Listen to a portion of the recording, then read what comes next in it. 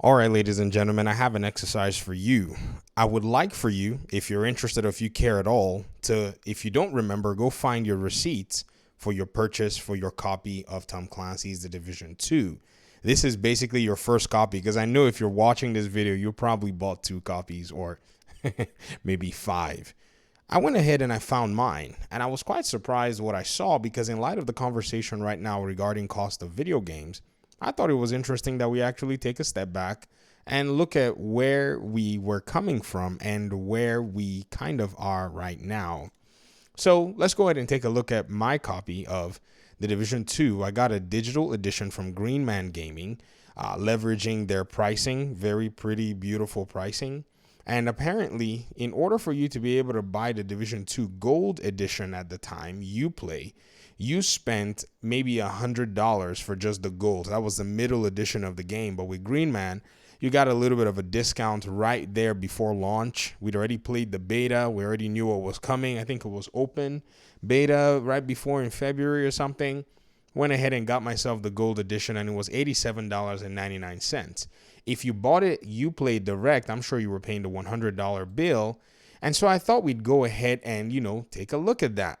Now, this is very interesting because at the end of the day, I think a lot of the conversations around the cost of games are quite interesting overall, especially when you go ahead and juxtapose with the newest Ubisoft title that is a Star Wars game.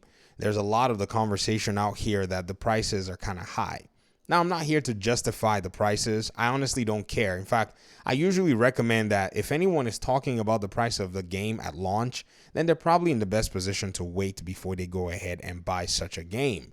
So looking at the gold edition of this game, and if we actually want to say, after what, 5-ish years from when the Division 2 came out and paying about $100 for the gold edition and looking now and seeing the difference at $10 for this game, I think we can say that Ubisoft has usually priced a number of its games like this.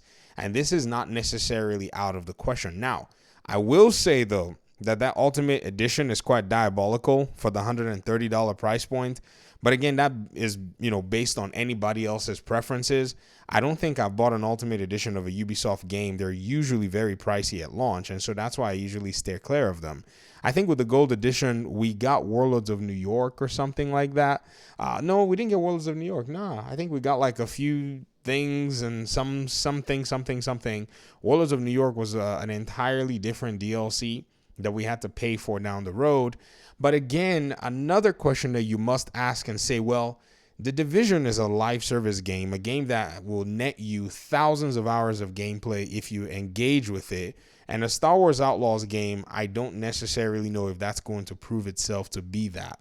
Many single player games, especially when they are, in a sense, coming out the wazoo and promising you a season pass, in my opinion, aren't necessarily impressive until they actually drop something and we can weigh from there. A live service game, on the other hand, you easily clean up multiple single player game playtimes inside of a live service game. So I guess that's also the other conversation that can be had. But I thought it was interesting that I go ahead and look at what the pricing was for the Division 2 at the time that I bought it and look at what pricing is for games right now. I know many people might say things like, well, there's been inflation, the cost of all these things are going up and here and there. But I'm not really certain that that's really a way to, gauge the gaming industry's pricing right now. I think there are many other factors that are in there, and we can talk about them in another video. I didn't want this video to drag on too long because I actually wanted people to go in and search their emails and actually see what they paid for their copy of The Division and The Division 2. I think my PlayStation copy was a physical copy. I think during Warlords of New York, they sold those copies for $3 to kind of get people in to buy the DLC. And then eventually, I think the digital copy went on sale. And so I went ahead and bought that digital copy as well. I have multiple copies of this game.